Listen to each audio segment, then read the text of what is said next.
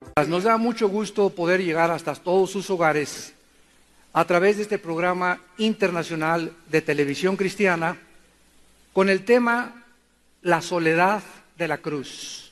La soledad de la cruz. Hoy es Domingo de Ramos y queremos aprovecharlo para enviar a toda nuestra audiencia, a todos los que nos acompañan presentes en este lugar, un mensaje evangelístico de las palabras más misteriosas, escuchen esto, las palabras más profundas y más misteriosas de toda la Biblia. Las que Jesús expresó antes de morir. Mateo 27, versículo 45 en adelante, encontramos estas palabras. Y desde la hora sexta, o sea, las 12, apúntalo ahí, las 12 del día, es la hora sexta, hubo tinieblas sobre la tierra hasta la hora novena. La hora novena son las 3 de la tarde.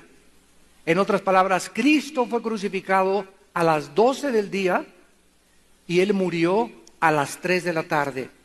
O sea, ¿cuánto tiempo duró Jesús en la cruz? 3 horas. 3 horas duró colgado en la cruz. Cerca de la hora novena, Jesús clamó a gran voz diciendo, Elí, Elí, lama sabactani. Esto es, Dios mío, ¿por qué me has desamparado? Algunos de los que estaban allí decían al oírlo, a Elías llama a este.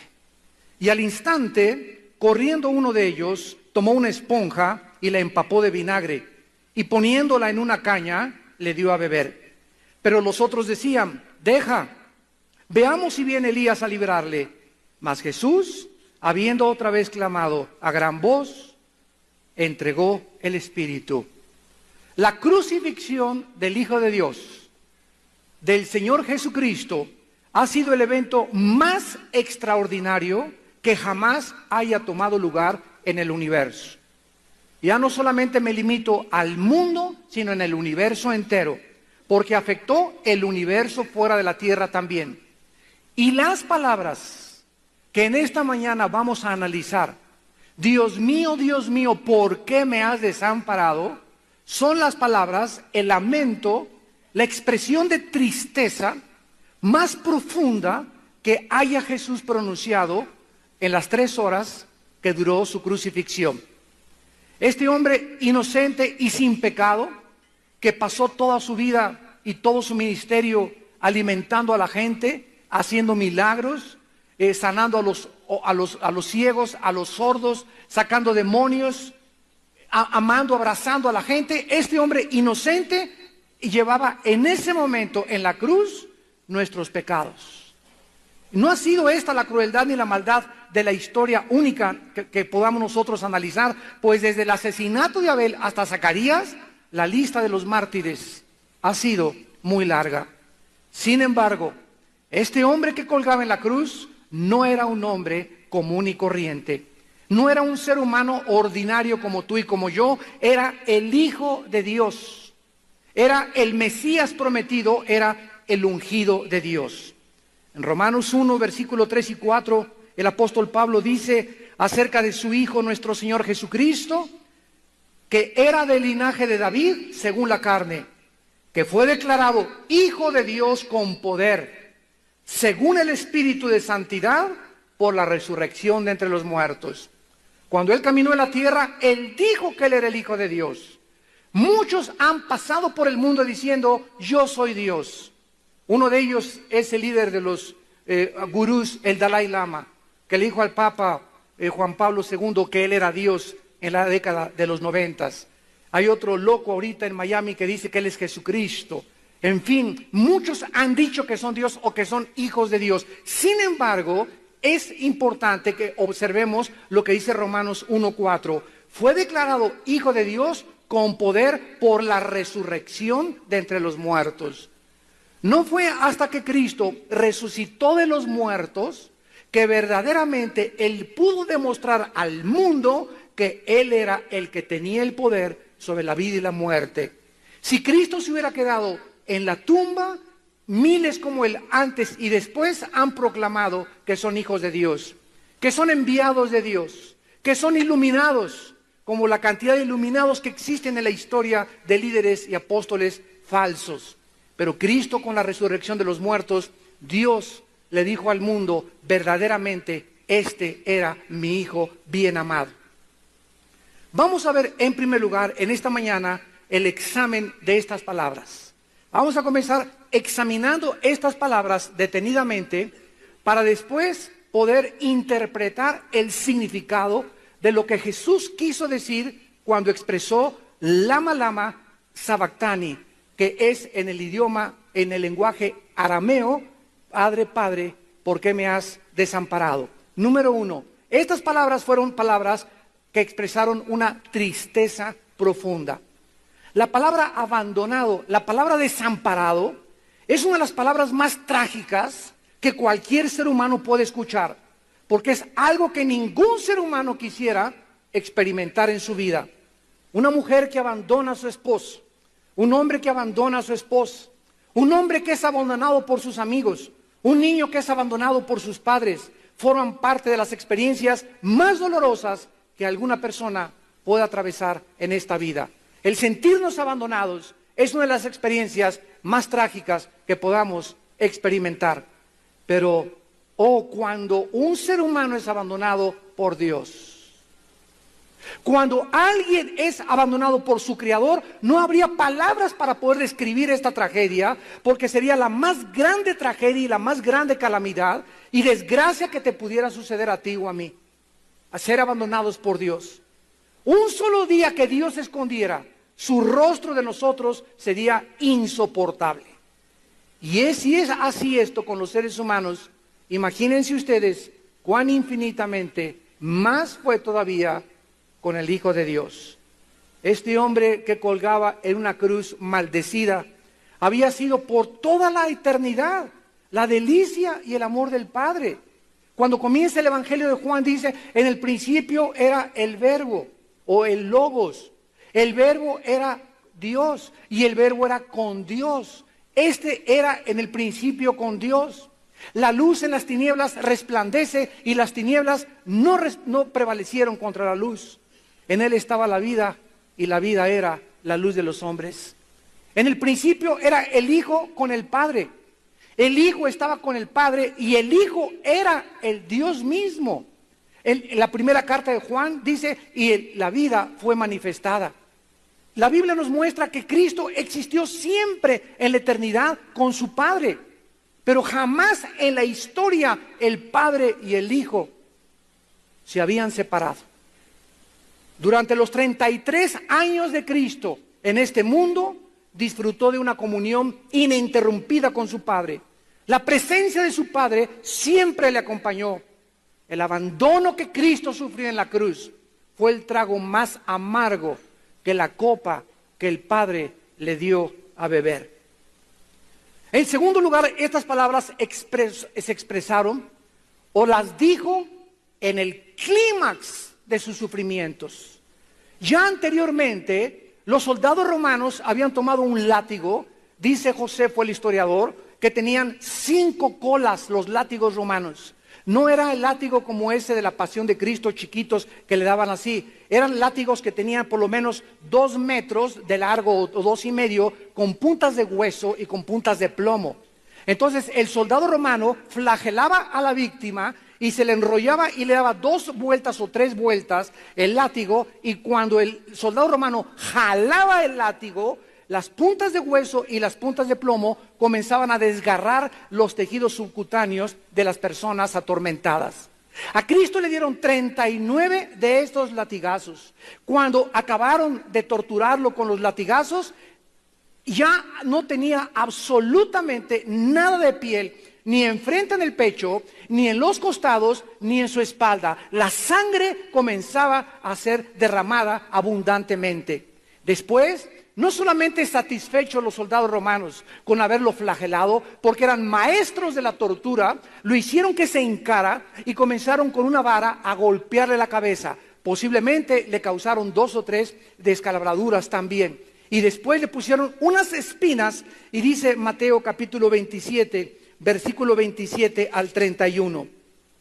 Mateo 27, 27. Entonces los soldados del gobernador, o sea de Pilato, llevaron a Jesús al pretorio. El pretorio era casi como una casa de arraigo.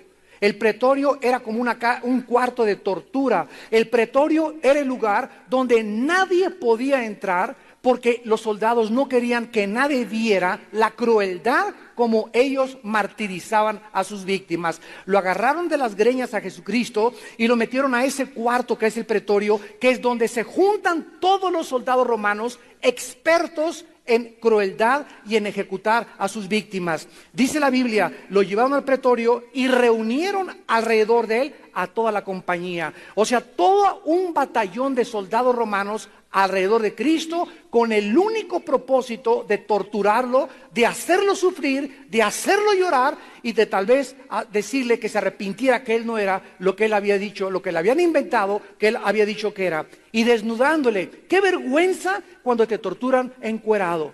Le quitaron toda la ropa por si fuera poco, y entonces dice la Biblia, le echaron encima un manto de escarlata, pusieron sobre su cabeza una corona de espinas, una caña en su mano, e hincándose de la rodilla delante de él, le escarnecían diciendo, salve, rey de los judíos, y escupiéndole. Imagínense una compañía gargajeando a Jesucristo, una compañía derramando toda su vasca sobre Jesucristo, como un vómito maldito sobre el santo de Dios. Todas estas cosas le estaban haciendo a Jesús, y tomando la caña le golpeaban en la cabeza.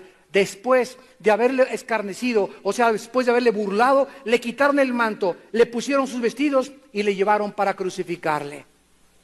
Toda esta tortura tuvo Cristo antes de estar en la cruz. O sea que Él comenzó a sufrir aproximadamente a las 3 o 4 de la mañana, cuando le capturaron en el huerto de Getsemaní, cuando Judas le entregó por 30 monedas de plata.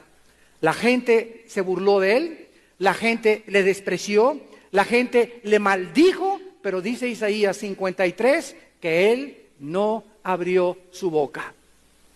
Como un cordero fue llevado al matadero. Es interesante que el Padre haya utilizado el ejemplo o la ilustración de un animal que son las ovejas. Si tú matas, por ejemplo, a un puerco, los chillidos de un puerco son pero horrible. Pero si tú agarras una ovejita y la llevas al matadero y le entierras un cuchillo, no hace más que...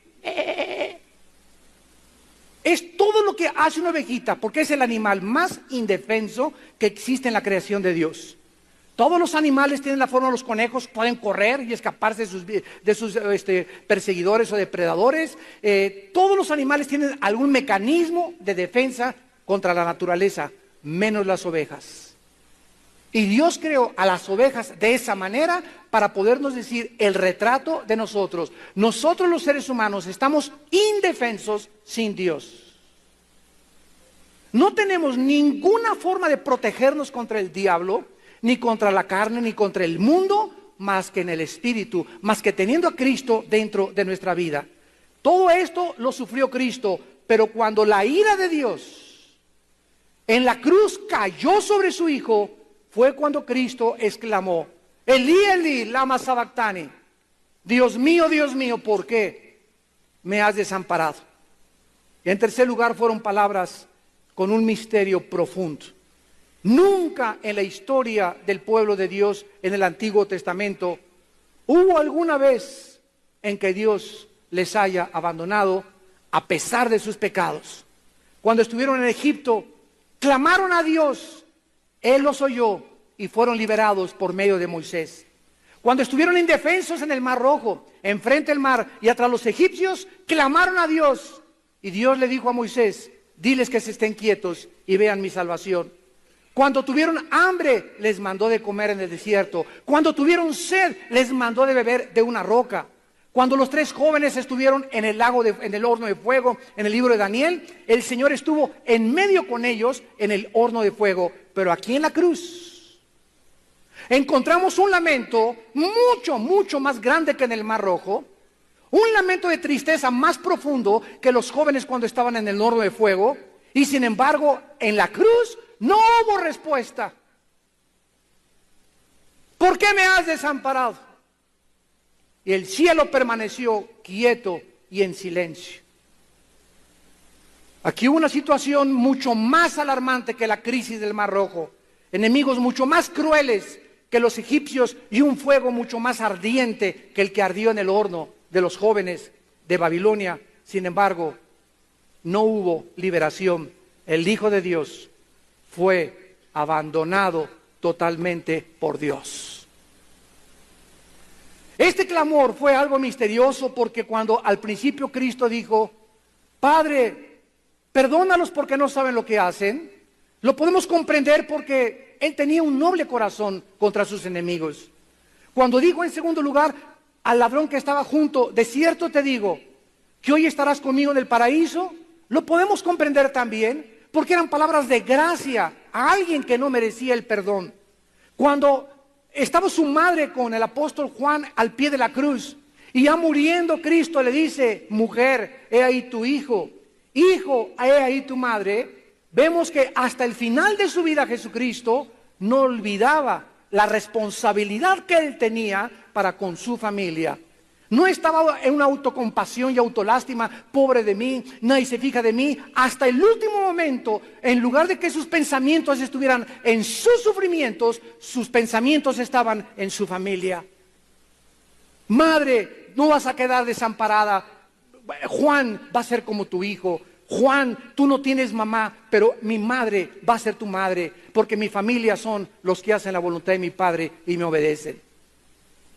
Sin embargo, en esta próxima vez que Cristo abre su boca y dice, ¿por qué me has desamparado?, nos damos cuenta la angustia profunda y el clamor que nos deja sorprendidos a todos y confundidos. ¿Por qué Cristo dijo estas palabras a su Padre? ¿Por qué me has desamparado? ¿Qué acaso Jesús no sabía que cuando los pecados del mundo fueran sobre su cuerpo, su Padre lo tenía que abandonar? Si lo sabía, entonces ¿por qué le gritó? ¿Por qué? ¿Qué acaso Jesucristo no sabía las consecuencias cuando tomó su decisión desde antes de la fundación del mundo de lo que iba a pasar en la cruz? Entonces, ¿por qué dijo estas palabras? Y en segundo lugar, ¿por qué su Padre le abandonó? ¿Qué padre puede abandonar a su hijo? ¿Cómo pudo el Padre dejarle solo en la cruz? Ya le habían abandonado sus apóstoles, ya le habían abandonado sus amigos, ya le habían abandonado sus familiares, ya le habían abandonado los amigos y las personas a quienes les hizo un bien. Y ahí en la cruz estaba solo y ya era lo último que le faltaba. Ok, que me abandonen todos, pero que no me abandone mi Padre. Y sin embargo, ahí en la cruz, lo único que le faltaba era la puntilla, el Padre que había estado eternamente unido a su vida en comunión con Él, le dejaba solo. ¡Qué soledad! ¡Qué profunda tristeza! ¡Qué tragedia! ¡Qué desgracia! ¡Qué miseria atravesó el Hijo de Dios! Fueron palabras de profunda solemnidad. En cuarto lugar, este clamor, dice Mateo capítulo 27, versículo 45, que desde las 12 hasta las 3, toda la tierra se llenó de tinieblas. Dice el versículo 51 y 52, el velo del templo se rasgó en dos, de arriba abajo. La tierra tembló y las rocas se partieron. Se abrieron los sepulcros y muchos cuerpos de santos que habían dormido se levantaron. Saliendo de los sepulcros después de la resurrección de Él, vinieron a la santa ciudad y aparecieron a muchos. ¿Qué mente, qué criatura en el universo podría comprender el significado que hizo que se oscureciera el universo, que hizo que se rasgara el templo, que ocasionó un grande terremoto, que toda la gente no sabía qué estaba pasando? ¿Qué criatura en el universo podría en ese momento, ni los querubines, ni los serafines, ni los ángeles, ni el arcángel Miguel, ni absolutamente ningún santo podría saber lo que en ese momento estaba pasando en esa cruz? Pero aunque estas palabras de increíble tristeza, dolor y angustia, misterio y profundidad son algo que nos asombra, lo más maravilloso de todo es que Dios no nos ha dejado en ignorancia acerca de lo que significó. Aunque es verdad que fue un clamor misterioso, al mismo tiempo se nos revela en la Biblia la bendita solución de por qué Jesucristo exclamó estas palabras. La Biblia nos revela que estas palabras de Cristo, al contrario de lo que alguien pudiera imaginarse, estas palabras nos revelan el inmenso amor de Dios por nosotros.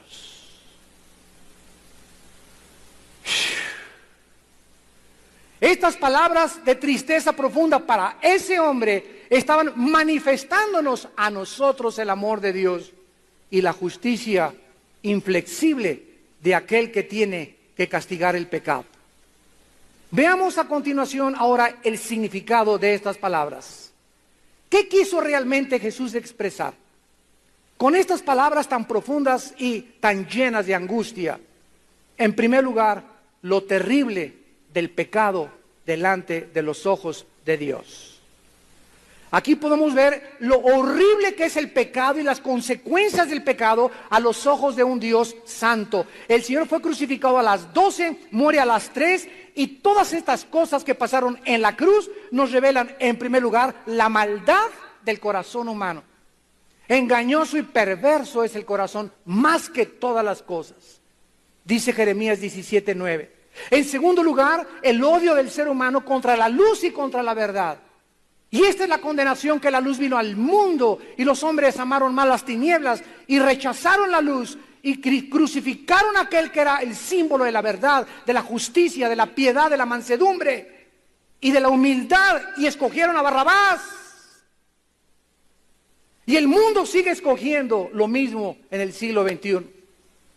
No queremos oír de la palabra de Dios. Deja que yo me haga mis propios mandamientos. Déjame vivir mi vida, mamá. Yo soy libre para hacer lo que yo quiera.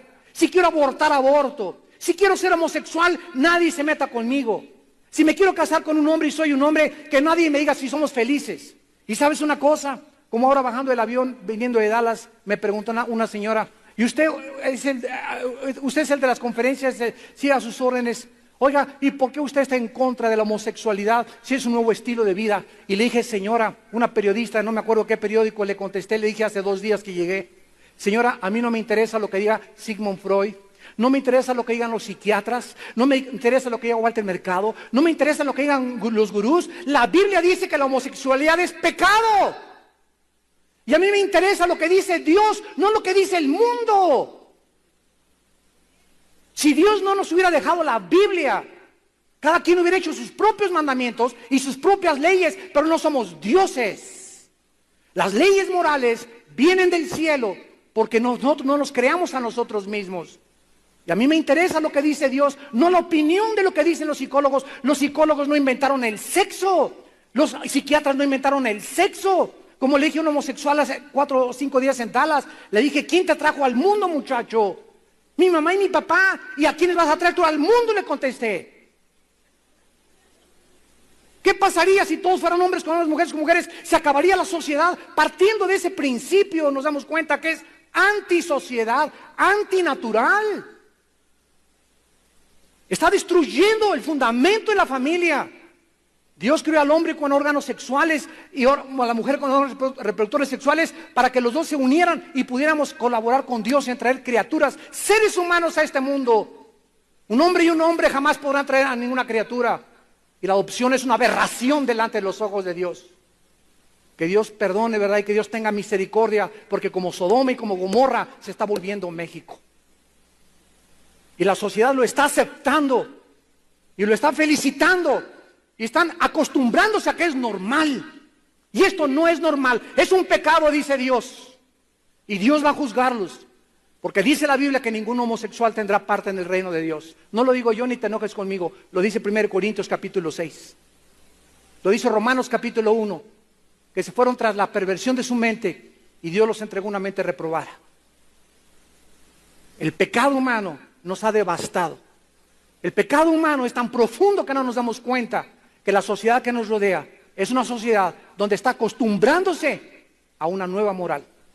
Ya es normal que las muchachas, si una muchacha de 18 años sale con otra muchacha de 20 años y le preguntan a la muchacha de 18 años si ella es virgen y ella contesta que es virgen, se burlan de ella. ¿Cómo que virgen a los 18 años? ¿Cómo que virgen a los 25 años? Porque ahora la virginidad ya no es una virtud. Ahora es un símbolo de burla y de desprecio.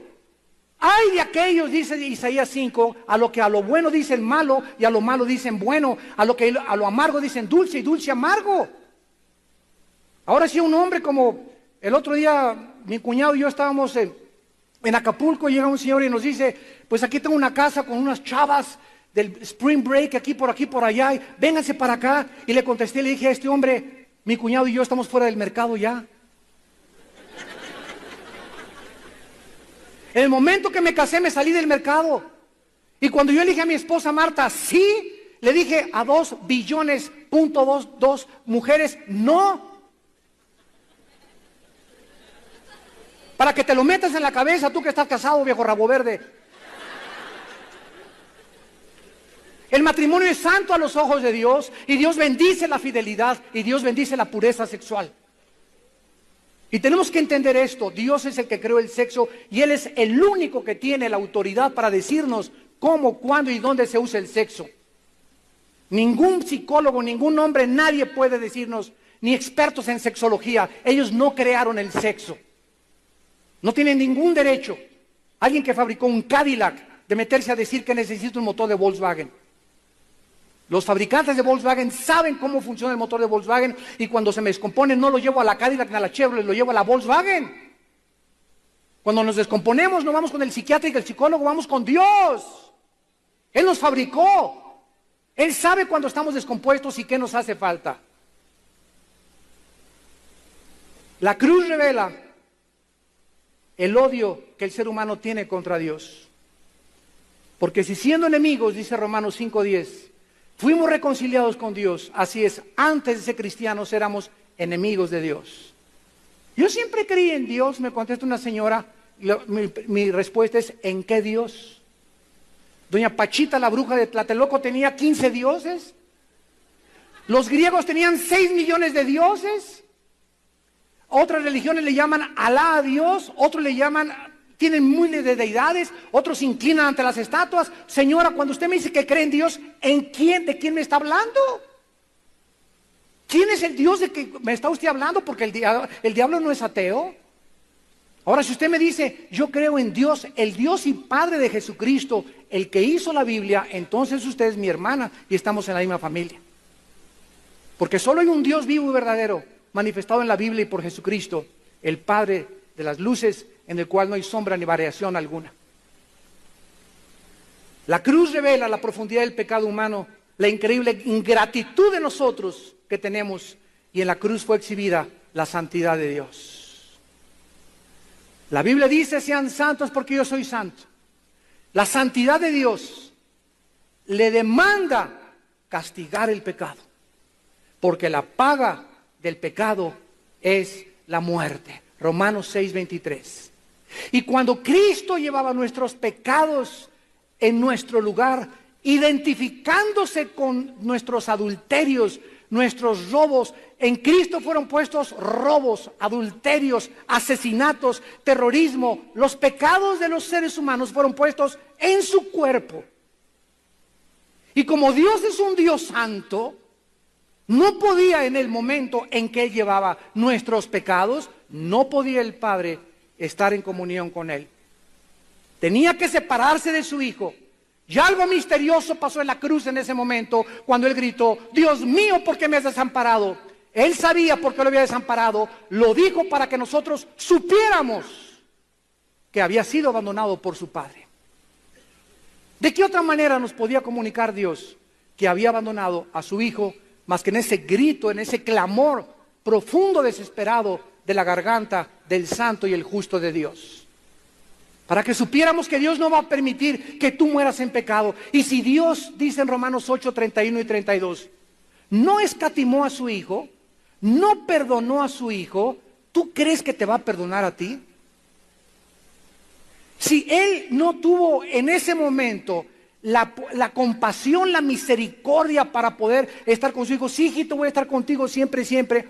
Si en ese momento su hijo, por causa del pecado, fue abandonado por Dios, imagínate el abandono que tú vas a sufrir de Dios en el infierno. ¿Qué es el infierno? El abandono eterno de Dios, la eterna separación del santo. Y si en esta vida no estás a gusto con la santidad, por eso no vas a ir al cielo, porque para que vayas al cielo necesitas haber sido santo. Pero aquí no te gustaba ser santo, a ti te gusta más la dolce vita, te gustan más tus mandamientos, te gusta más el pecado, te gusta más la homosexualidad, el robo, la tranza, el adulterio, etcétera, etcétera. Entonces vas a estar muy contento en el infierno, porque en el infierno no va a haber nadie que no haya sido antes amado por Dios. Todas las personas y los seres humanos que se condenan eternamente, antes Dios los amó, porque de tal manera amó Dios al mundo que dio a su Hijo unigénito. En segundo lugar, ahí en la cruz se manifestó la ira de Dios, porque la ira de Dios, dice Romanos 1:18, se manifiesta contra toda injusticia de los hombres que detienen con injusticia la verdad. La ira de Dios sobre el pecado es porque Dios tiene que castigar el pecado. Y para que no te castigara a ti Dios, y para que Dios no me castigara a mí tampoco, nos dice que alguien llevó nuestros pecados en la cruz del Calvario. Y si yo creo que Jesucristo murió en mi lugar, ahora me dice Dios, Armando, tú ya eres libre de toda condenación. Romanos 8:1, no hay ninguna condenación, no hay ningún juicio, no hay ninguna crisis con los que están en Cristo Jesús. ¿Por qué? Porque toda la vida vivimos agradecidos de que alguien se sacrificó en nuestro lugar. Cristo lleva la ira de Dios, Cristo lleva el juicio de Dios, Cristo lleva el castigo de Dios en nuestro lugar, para que tú y yo sepamos que Dios nos ama. Para que sepamos que Dios nos ama. A mí me perdonó Dios, a ti te perdonó Dios, a su Hijo no lo perdonó. Es la única persona que no ha perdonado a Dios. ¿Por qué lo hizo? Porque de tal manera te ama Dios, que dio a su Hijo unigénito. Vemos también en la cruz el amor eterno de Dios y la sabiduría de Dios. Se acercaron los religiosos y los fariseos a la cruz, expertos en la teología del Antiguo Testamento.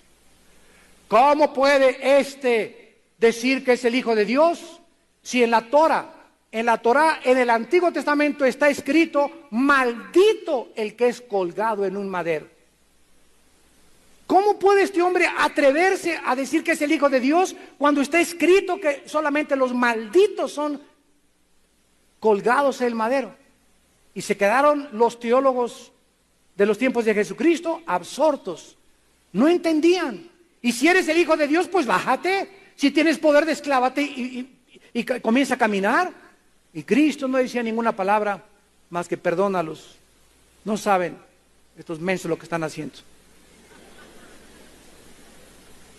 Y llegaron los griegos, los intelectuales, los filósofos de la época de oro de la filosofía griega, los expertos en la meditación, en la reflexión, los expertos en el análisis, los expertos en todas las cuestiones gramaticales y todo lo que concierne con el pensamiento humano. Y los griegos, al ver a Cristo crucificado, comenzaron en sus razonamientos a concluir: nuestros dioses, que eran mitad dioses, mitad humanos, nunca hubieran abandonado a su Hijo. ¿Cómo podía Dios y decir que es Dios y deja a su Hijo morir en la cruz?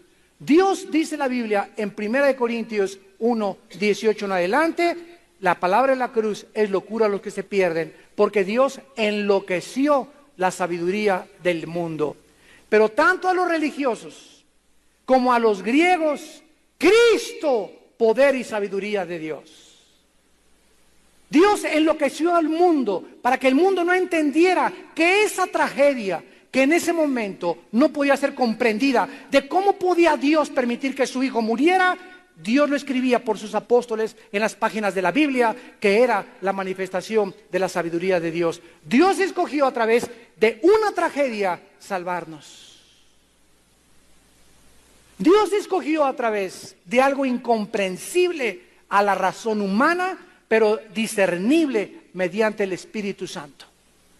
Porque Dios escogió a los niños de los sabios y de los entendidos para revelarle las cosas y los misterios de su reino. Y esta es la razón por la cual el mundo continúa confundido. Cristo sí fue uno de los grandes iluminados. Otros dicen que fue primo del Che Guevara. Otros fue un grande guerrillero. Otros se han atrevido a decir, como me dijeron una vez en la Facultad de Economía, que Cristo fue el primer comunista.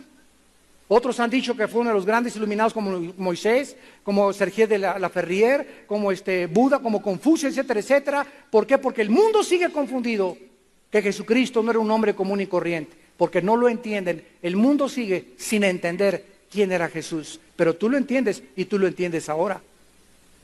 Y ustedes que nos ven por la televisión, más les vale que lo entiendan también. Porque si no lo entiendes es porque todavía no eres hijo de Dios. Pero cuando eres hijo de Dios y ves lo que ese hombre hizo por ti en la cruz, caes de rodillas. Yo recuerdo cuando me convertí en 1974, a las 5:15 de la mañana, en la colonia Napa, estaba con un misionero, ahí donde teníamos el salón Monte Carlo, a media cuadra de ahí vivía este misionero, y ahí a las 5:15 de la mañana, le hablé a las 4 de la mañana a mi hermano Alejandro: hermano, ya no aguanto mi vida, ya no me soporto, ya estoy cansado de filosofías y gurús, y que me quiero ir a la India, y que los mayas, y que esto y que el otro, y que los comunistas, ya quiero saber la verdad. Y me lleva con este misionero, me muestra el misionero mis pecados, me muestra el amor de Dios, y lloro por casi 40 minutos sin parar. Traía así una bolsa, una mochila de pecados, de lo pecador que fui en mi pasado, de tantas maldades que hice, de tantos sufrimientos que le saqué a mis padres, de las canas que le saqué a mi padre, que murió sin saber que me iba a convertir yo. Y cuando conozco que Él muere por mí, que Él paga por mí, yo no podía ya dedicar mi vida a ninguna otra cosa mucho más gloriosa, mucho más sublime y más excelsa que conocerlo, que seguir a aquel que dio su vida por mí en una cruz. Y ya jamás me volvería a sentir abandonado. Cuando recibí a Cristo era una persona abandonada, todo el mundo me había abandonado, me encontraba en un lodo, me encontraba en un charco, me encontraba despreciado, que quería quitarme la vida, ya creía que ya se había acabado todo para mi vida. Y la luz entró a través de las tinieblas y vi la cruz, donde Dios me ama y me dice: mi hijo murió en tu lugar, para que sepas cuánto te amo.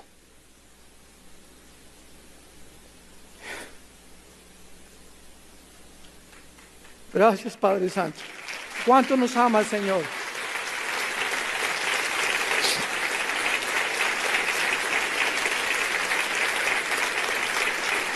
Cuánto nos ama Dios. Qué ingratos somos todavía con Él, qué soberbios de creer que podemos vivir sin Él. Qué tontos, ¿verdad? Eso demuestra solamente que el diagnóstico que Dios hace en la Biblia de la naturaleza humana es verdad. Somos indefensos, estamos locos de remate sin Él. La humanidad ya está desbalagada totalmente. Y a nosotros, los que me están escuchando también por la televisión en todas las naciones, a nosotros se nos ha encargado el ministerio de la reconciliación para que vayamos al mundo y le digamos: arrepiéntanse, vengan a la cruz, Dios los ama. Este mundo va a ser desbaratado en cualquier momento, las cosas van a ir de mal en peor, no van a mejorar. Las naciones, es mentira que van a tener avivamiento, como los falsos profetas lo están diciendo. Avivamientos van a ser pequeños núcleos en todos lados. La Biblia no dice jamás que ninguna nación entera vendrá a Cristo hasta que Cristo regrese en el milenio. Tantos mensajes mentirosos que están saliendo por todos lados, falsos paliativos, falsos conforts que le dan a la gente, diciéndole paz, paz, paz, cuando dice Dios: no, no es cierto, viene la apostasía, viene el juicio. Ya no hay risa santa ni vómito santo, hay lloro santo. Nunca el avivamiento viene a través de la risa, viene a través del quebrantamiento del corazón. Y esta es la razón por la cual tantos falsos profetas abundan, porque el pueblo no quiere estudiar la palabra. Con trabajo compran un CD con 31 conferencias, 100 pesos te los gastas en 3, 4 tacos, y te llevas un tesoro de sabiduría en 31 conferencias. Y ahí está la mesa para que el que quiera y tenga hambre que coma y que goce de la palabra de Dios.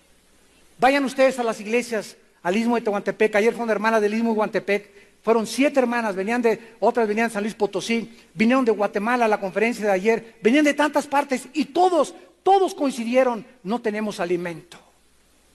Y aquí la casa está llena de alimento, allá pura chuleta, puro bistec, puro filete miñón. ¿Y cuánta gente sigue despreciando esa comida? Por eso van a ser engañados, porque no quieren aprender ni conocer a Dios. Se conforman con esta torta de milanesa al domingo. En la cruz podemos apreciar hasta dónde puede llegar el pecado. En su primera manifestación del pecado, se manifestó en suicidio, cuando Adán se autodestruyó en su propia vida espiritual. La segunda manifestación del pecado en la historia fue un fratricidio, cuando Caín asesina a su hermano Abel, teniendo toda la tierra libre para los dos. ¿De qué tenía envidia de su hermano Caín? Podía decir, tú, la mitad de la tierra te doy a ti, toda Europa, y te doy toda, y yo me quedo aquí en América. ¿Por qué asesina a su hermano estando 2 personas juntas, solas en el mundo, con sus padres nada más? La tercera manifestación del pecado la vemos en Sodoma y Gomorra. Cómo el pecado corrompe moralmente la sociedad de Sodoma y Gomorra, por lo cual permanece el nombre de sodomitas, los que tienen relaciones sexuales con personas de su mismo sexo. Se corrompió la sociedad y Dios dice que como Sodoma y Gomorra y como los días de Lot, la sociedad se convertirá antes de que Él regrese. Pero en la cruz, el pecado alcanzó su clímax cuando crucificamos al Hijo de Dios. Es el clímax de la maldad humana, del odio contra la luz y del odio contra la verdad. Al santo y al justo, cuélguenle. Nunca vendió marihuana, nunca fue traficante, nunca robó a nadie, nunca dijo una grosería, nunca dijo algo que no fuera santo de sus labios. Y sin embargo, el odio que se vuelca contra él en el palacio de Pilato, no queremos a Cristo, queremos a Barrabás. Suelta al traficante, suelta al terrorista, suelta al ladrón, suelta al bandido, crucifica al justo y crucifica al santo. Ahí estamos todos nosotros representados en esa cruz. Y finalmente podemos entender Getsemaní. Antes de que fuera la cruz del Calvario, Jesucristo, la noche anterior, tomó a los discípulos y se fue a un huerto llamado Getsemaní. Cuando vayan a Israel, no se pierdan visitar Getsemaní. La palabra Getsemaní significa aceite prensado. Aceite prensado, escríbelo. O sea, algo que aprieta y que hace que salga el aceite. Cristo ahí en Getsemaní comenzó a entristecerse en su alma. Cristo sabía exactamente que a las 3 de la tarde del otro día iba a morir. Cristo sabía exactamente el día, la hora, los segundos, la semana, el mes, el año en que iba a morir. Sabía el tiempo que le quedaban, 3 años y medio nada más, para cumplir la misión de su Padre. Y ahí en Getsemaní Cristo comenzó a entristecerse en su alma. Y entonces le dijo a 3 de sus más cercanos colaboradores: acompáñenme por favor a orar, porque mi alma está angustiada hasta la muerte. Y entonces Cristo se hinca y comienza a gritarle al Padre: si es posible, en otras palabras, Padre Santo, yo sé que para esta hora he llegado. Glorifícame con aquella gloria con la que tuve contigo antes de que el mundo fuera. Pero en la humanidad de Jesús, porque era 100% humano y 100% divino, Él tenía que experimentar lo que nosotros experimentamos en este cuerpo que tenemos. Y ahí en su humanidad le dijo: Padre, yo sé que para esta hora he llegado, pero si es posible, ¿habrá otro camino para salvar a la humanidad? ¿No les podrás decir: Padre Santo, pórtense bien mis chiquilines, cada quien siga su religión y nos vemos al final ahí en el cielo? ¿No les puedes decir que con sus religiones, cada quien con su religión, todas las religiones salvan, como se ha propagado equivocadamente y filosóficamente? Padre, ¿no podías mandar al arcángel Gabriel? Mira, es muy bueno el arcángel Gabriel. Nunca ha pecado, no se rebeló contra ti. Miguel es un santo. Tus querubines que te dicen santo, santo, santo. ¿No podrías mandar a uno de ellos y que ellos pagaran por los pecados de los seres humanos?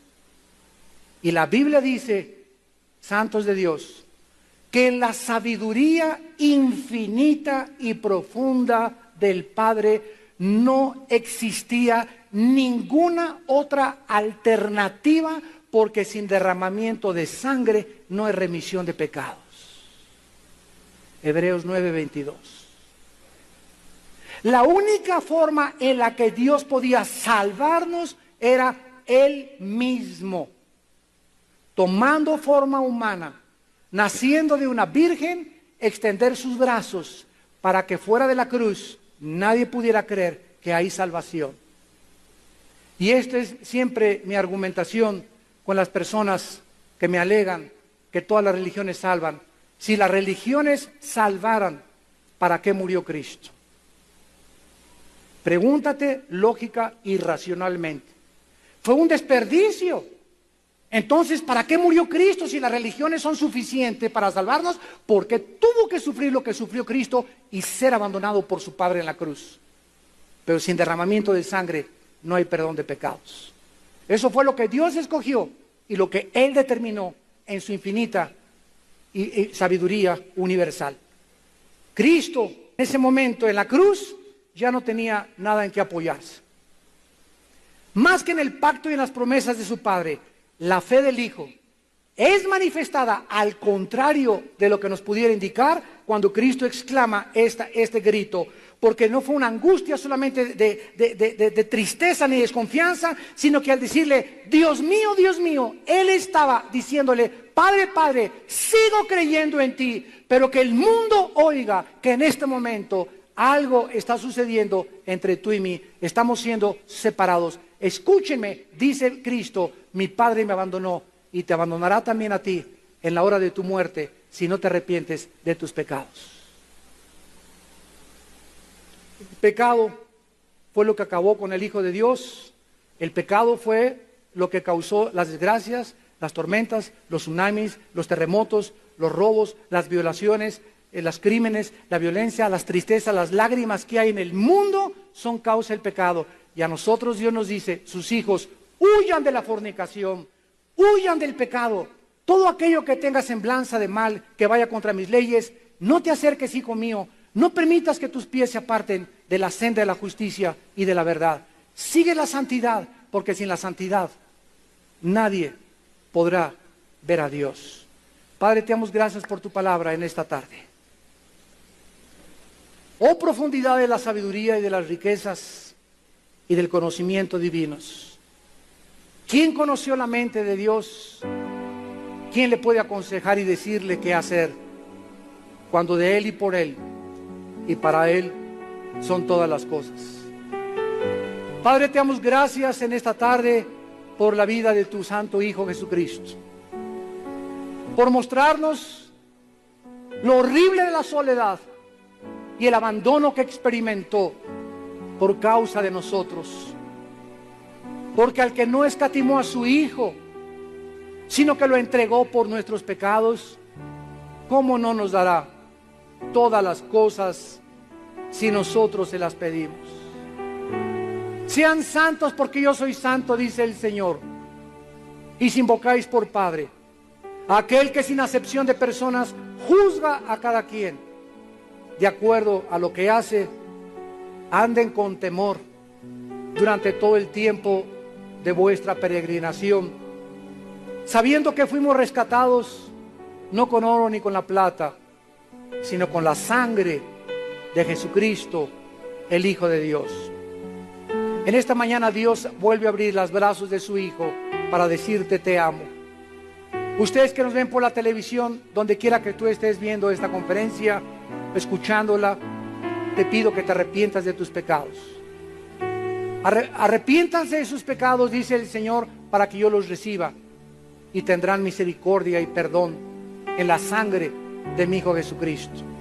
Las personas que en esta tarde quieran venir a la cruz, ahí desde tu lugar dile estas palabras: con toda la solemnidad, con toda la seriedad y con toda la tristeza por tus pecados posibles, dile: Señor mío y Dios mío, gracias por amarme a tal grado de haber dado tu vida por mí. Gracias por haber tomado mis pecados y haberlos puesto en la cruz, para que tu Hijo pagara por ellos y yo no tuviera que pagar por ellos, porque yo nunca hubiera podido pagar por ellos con ninguna de mis obras. Gracias porque esto se llama gracia, algo que no merezco, pero que por tu misericordia tú me das en esta mañana al arrepentirme de mis pecados. Jesucristo, Hijo de Dios Altísimo, te amo. Moriste en mi lugar, entra a mi corazón como mi Señor y mi Salvador. Creo que a los 3 días la tumba no pudo mantenerte. Te levantaste entre los muertos y ahora estás vivo para vivir conmigo una vida nueva. Dame el poder de vivir para ti y te doy las gracias en tu nombre precioso, mi dulce Jesús. Amén. Amén. Nunca habría las suficientes palabras, nunca, para poder describir lo que pasó en la cruz. No habría posible un diccionario, una enciclopedia para poder describir lo que pasó en la cruz. Nos quedamos cortos cada vez que tratamos de poder compartir este mensaje de la profundidad de la sabiduría de Dios.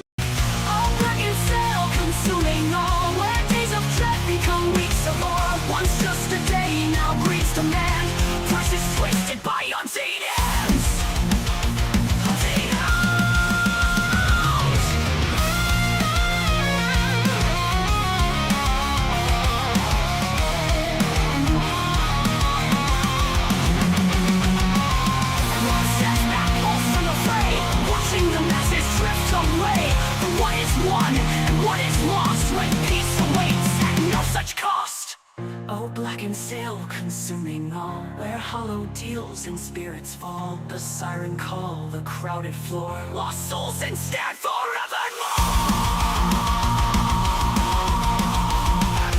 Walk away from this vicious brawl, find release in the silent call. Let others claw, let others bleed for freedom, lies and forsaking need.